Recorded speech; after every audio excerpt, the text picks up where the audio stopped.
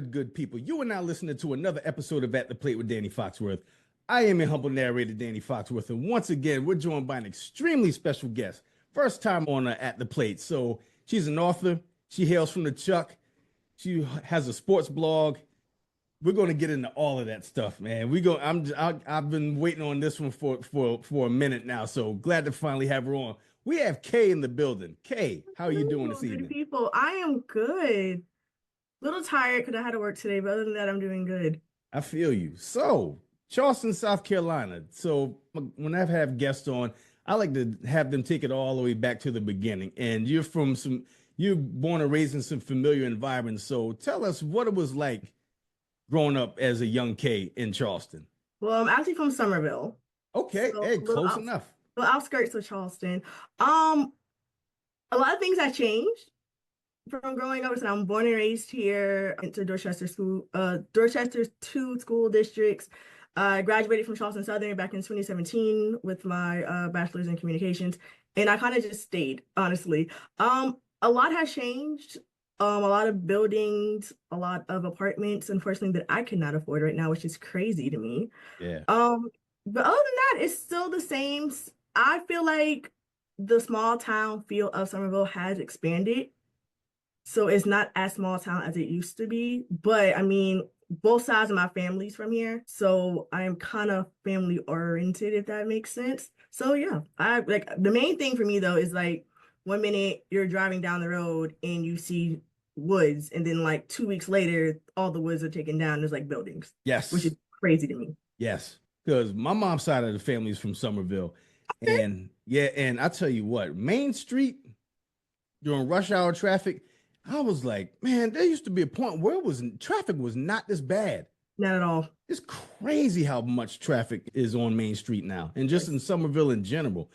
But yeah, man, I love Summerville, especially downtown Summerville. I didn't really start paying attention to it until I say fairly recently. It's extremely underrated. I love downtown Summerville.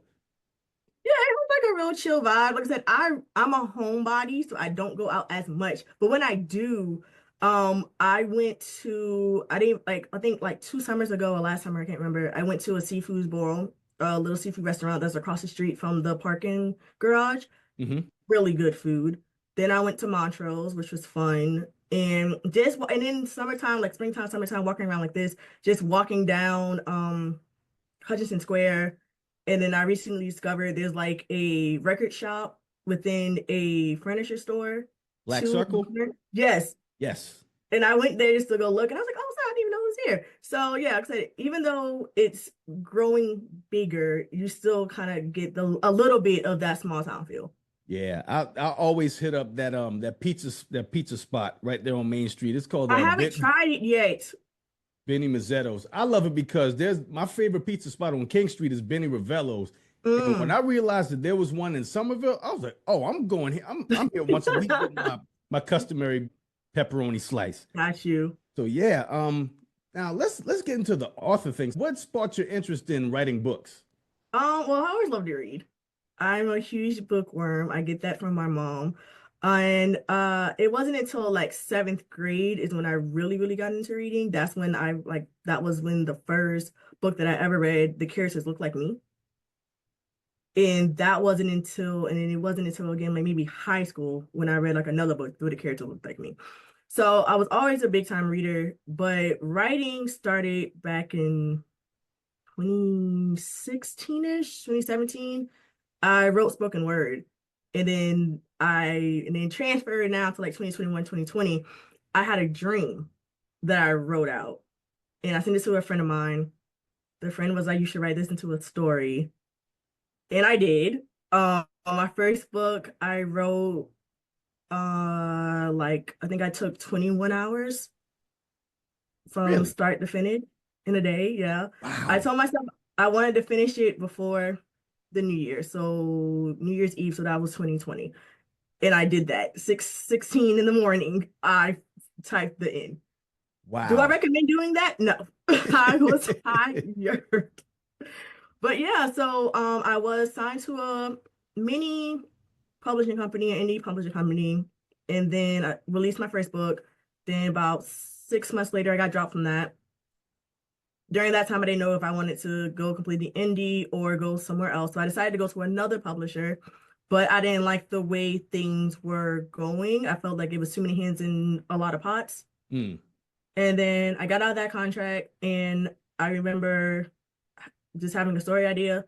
So during the finals, I can't remember who was playing, but I do remember during the finals, I wrote my first indie book. And I've in September 2021, and I've been indie ever since. So it'd be 4 years in September of this year that I've been indie. And I just put out my 8th book back in February. Eighth book, yeah. And then I'm working on my 9th book right now. I also officially, I can say this now officially, got invited to a huge Black indie book event in Charlotte in July. Thank you. Job Thank well you. done. And I'm nervous, but yet I'm excited. I'm nervous because some of the authors that are going to be there are heavy hitters.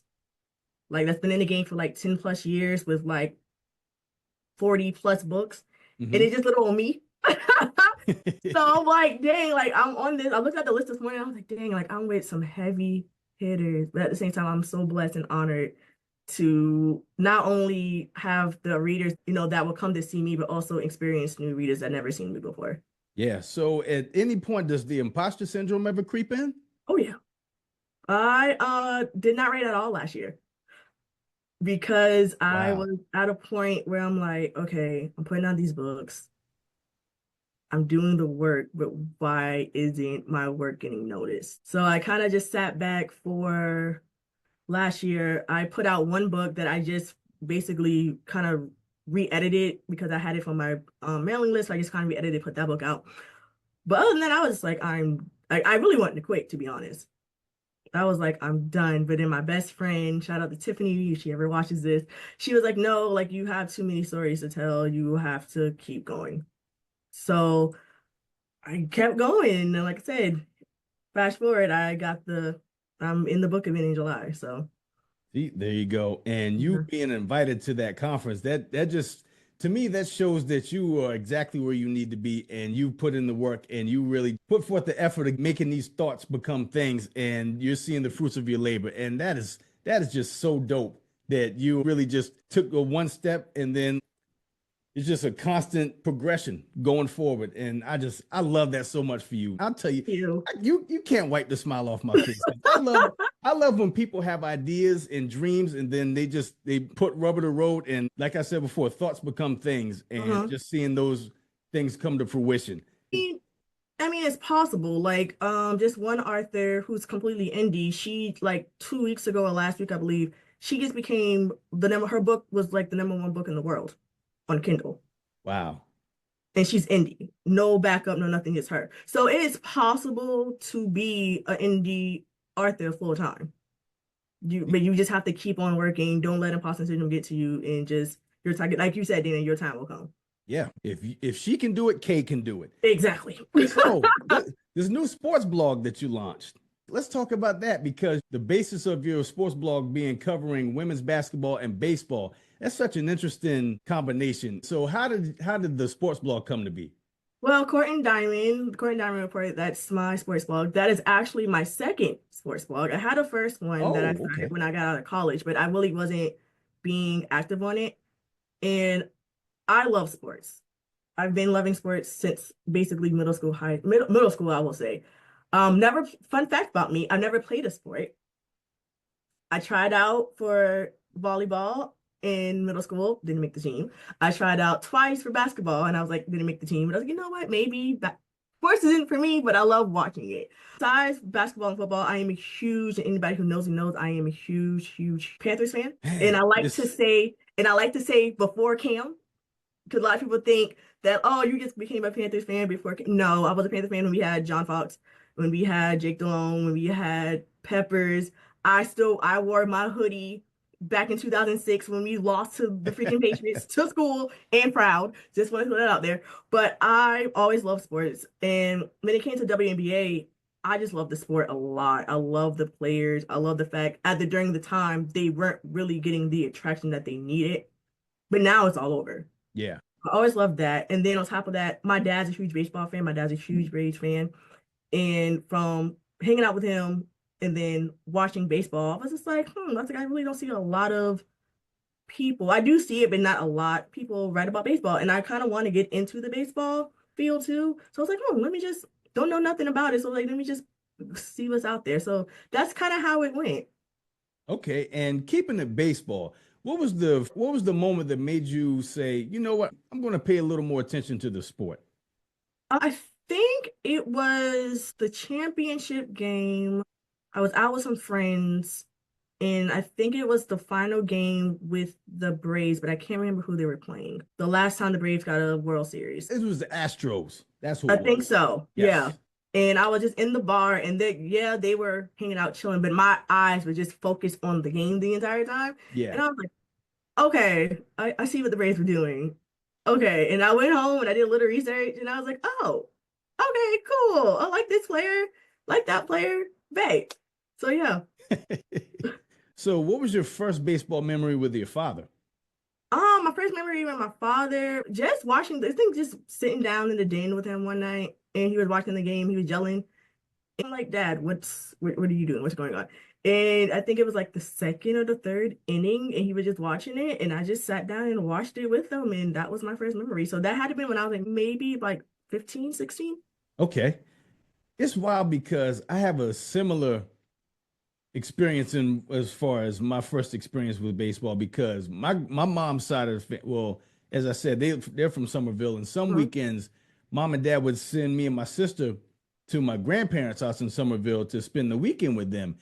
And after dinner, it was like it was like the evening routine. After we finished dinner, we go sit in front of that big back Magnavox, and 7:05 rolled around. We had the TV on TBS watching the Atlanta Braves, and Mhm. that's how my fascination with baseball started because my both my granny and granddaddy were huge, I mean huge Atlanta Braves fans, and I just remember being captivated by what I was seeing. And then the next day, I would go out and find the biggest tree branch I could find and emulate the batting stance of No. the players. And I tell you something else that was real cool was on Sundays we would go to church with them, but Mhm. every now and then in the summertime, before we would go to church, Granddaddy would be like, "All right, bring your play clothes with you too, or just like bring your regular clothes." And after service ended, we would go in the back, we'd change clothes, and we'd hop in their car, and we would drive straight to Atlanta and catch a Braves game Oh, that Sunday, dope. and then come right back to Summerville. Oh, that's dope. Yeah, so those are the kind of lasting memories that would stay with me. So for you, who were some of your favorite players? Oh gosh, did any phone? Um, right now or just overall? Both. I think my favorite overall, and he just got his foot in the door because he was in the minors. Hmm. It would definitely have to be Michael Harris the second. Good call. And he's from Atlanta, so Yeah, that's and I that's just the like his style. yeah. His style, his swag, his wife is dope. Like that whole wedding was really dope. Um, when it comes to pictures, I definitely liked Spencer Swag. I cannot say that name for nothing. Spencer Strider. No, Swag, SCHWEE, no, SCHWELLENBACH. Oh, man, Schwallenbach. I learned something. Yes, I'm not familiar with him. Please put me in the know. I want to say he's kind of a newbie. He's only 24. He really doesn't really pitch that much, but I've seen some of his highlights, and I think he's like a backup pitcher. So I like him a lot too. Of course, Ozzy, who doesn't, Oh yeah. and Ronald. Yeah, So he's my favorite player in Major League Baseball. And I'm a Texas Rangers fan, but if I see Ronald Acuna at bat, I'm stopping everything I'm doing. I'm watching because he's must see. yeah, but those are my top like four right now. But my overall for the Braves, I really, really like Michael Harris. Yeah. So Like I really, really yeah, like I him. definitely got to write the pitcher's name down and keep tabs on him because I see I love when I'm learning new things because you hit me to a player that I wasn't familiar with. So yeah, I'm a If you watch his like highlights from like college and school like that, I think he really like good. I think he like okay. deserves a chance. All right, dope, dope. So, how you feeling about your Braves this year? I haven't watched the game yet, so I can't say that yet. You know what? Fair Every enough. time they have spring baseball game, me and my dad was legit just talking about that. He was upset because we haven't watched the game yet, and I was like, we're at work. So every time Yeah. you have like the games, we're always at work. So I really can't say that yet. But I All have a right. feeling maybe playoffs, hopefully World Series. But we'll have to see. I think we could have had a chance last year, but with Ron his injury, it was Mm-hmm. just a lot. So I feel like when him come, hopefully he'll be back healthy. I think we have a chance. All right. Hey, good enough for me. So now we're going to get into the 5 question segment. So the first and last question are the same question I ask every guest I have on here. Questions 2 through 4 are 100% random. So question number 1, what were Kay's go-to school lunch items? Go to school. Okay, we talking vending machine or are we talking like actual like school lunch? Whatever, it could be whatever you Whatever. want it to be. Gosh. Okay. The Big Test Six cinnamon roll. Oh, yes. The Tropicana fruit punch. We had a vending machine. Mm-hmm. That's middle school. High school, oh gosh. Chicken sandwich from the Chicken Shack. Oh, this is hard. I haven't thought about that. Yeesh. Oh my gosh, this is hard. Um, oh, something from the calf, but I don't know what. Oh, this is so hard. Yeesh. I think I will go with the meatloaf. Okay, y'all had meatloaf in high We had school? meat. I think we had meatloaf, if I remember. I went to Fort. Oh, okay. That's why. I went to Berkeley, so I wouldn't Okay. know anything about good school lunch. No, I'm thinking meatloaf, but I could be wrong. I'd be out of school in 15 years in May. So that took me way back. That Yeah. took me way back. And that's just high school. So that took me way back. So yeah, I'm gonna go with those. All right. Question number 2. In your opinion, what's the most underrated cookie? Underrated cookie. Oatmeal raisin. Oatmeal raisin. Oh, yeah, good call. And I don't even really eat cookies like that, but definitely Hmm. oatmeal raisin. I'll eat oatmeal raisin cookie any day. Yeah, you can't go wrong with an oatmeal raisin cookie. Especially if you microwave it for like a good 5, 10 seconds. And it's so See, and what you were saying about the cinnamon bun, that's how I was in high school. Because I was in ROTC and I'd go sneak in the break room and I'd go put it in the microwave for about 15 to 20 seconds and I was good to go. Yeah. So definitely oatmeal raisin for sure. All right. Question number 3. What's your most memorable family reunion? We've never had one Okay. that I physically remember Okay. on both sides. But I will say I think the last gathering, can I do that instead? Can I Sure. Yeah. Okay, so the last gathering, I think that I remember that we had from my dad's side, I think it was when my great uncle, he went like my dad's last living uncle wanted to have like a cookout and we had a fish fry. Come on So now. that's my dad's side. My Yes. mom's side is kind of like a bittersweet moment. I think when my grandma passed away, I think that was like the first time that I've seen like majority of my mom's side family. So Okay. yeah, for those two memories. All right. Question number 4.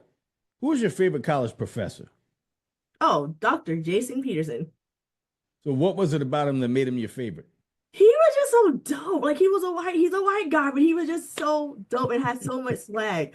Like I said, I graduated from Charleston Southern, and during my time there, I kind of had like sports marketing, sports social media, sports writing, all that stuff.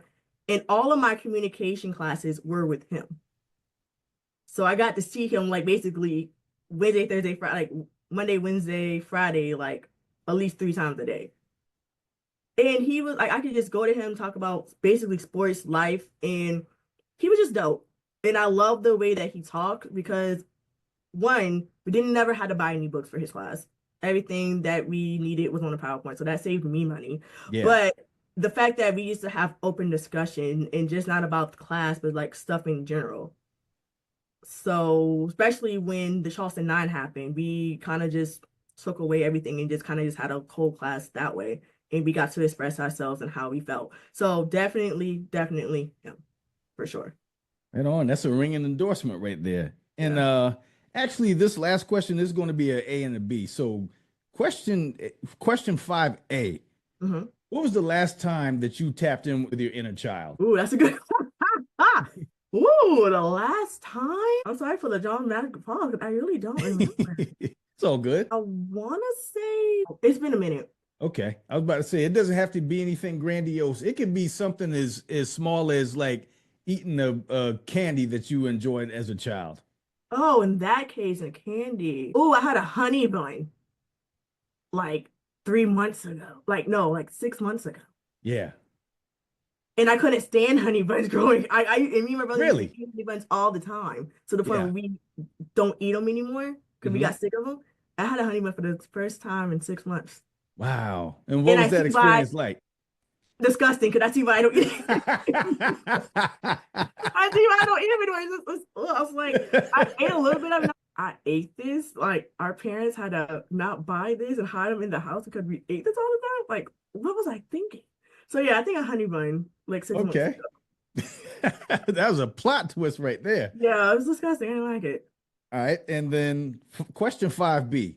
What's the last thing that really made you laugh? Last thing that really made me. Oh, a situation at work that happened last week, Okay. involving some patrons. Um, I won't say exactly what took place, but from the video that I saw, they looked like they were about to fight. And a coworker that I'm cool with in the back, he was walking in and he saw it and just you could see his laughter. Mm-hmm. And seeing his laughter just made me laugh. Made me laugh. So I think that's like the last time I actually like had like a good laugh because we talked about it after. So yeah. And on the job fisticuffs is nothing. That's always entertaining. Uh-huh. All right. So is there anything you want to plug or promote? The floor is officially yours. Well, besides the books, I have a YouTube channel. I talk about books all the time. I also do Black indie author interviews, which is called KayReads, and it has 2 underscores. Go South Carolina. That is my pick for the women's Mine too. NCAA basketball tournament. We just won against Tennessee Tech, and they won big against Tennessee Tech. So shout out to them. For the men, may the best one win because I'm not really in the men's Yeah. basketball like that. I am a Clemson fan, I will say, but however, Clemson lost yesterday. So at this point, may the best person win. Yeah. And I just want to say thank you for having me. This was really fun. Thank you. And where can the people find you on social media? Social media. So Twitter is KayReenea, KayReenea _. Also on Instagram, I'm on TikTok, which is Sedona Rose. If you want to follow my pages, my Sedona Rose pages, it is Sedona Rose Writes on Instagram, and then _ Sedona Rose on Twitter. And I am very active on there. And then for the Court and Diamond Report, I am the Court and Diamond Report.wixsite.com. There you go. And I'll have all of our information in the show notes. So, Kay, thank you so much for being a guest on here. Thank you for I having really me. enjoyed this. And thank you, listeners, for tuning in. Make sure you like, download, and subscribe to At the Plate with Danny Foxworth. Tell a friend about the podcast. You can subscribe to my YouTube channel. You can find me at Danny Foxworth 843. You can find me on IG, also at Danny Foxworth 843. And on my YouTube channel, you can find all the videos for all the episodes of this podcast, as well as my other podcast, A Wicked Good Time with Danny Foxworth, which is about candles. Since we last spoke with Danny Foxworth, and my other podcast, Growing Up Low Country with Liz and Danny. And for Kay and myself, this has been another episode of At the Plate. And until next time, y'all be good. Bye. 3 strikes.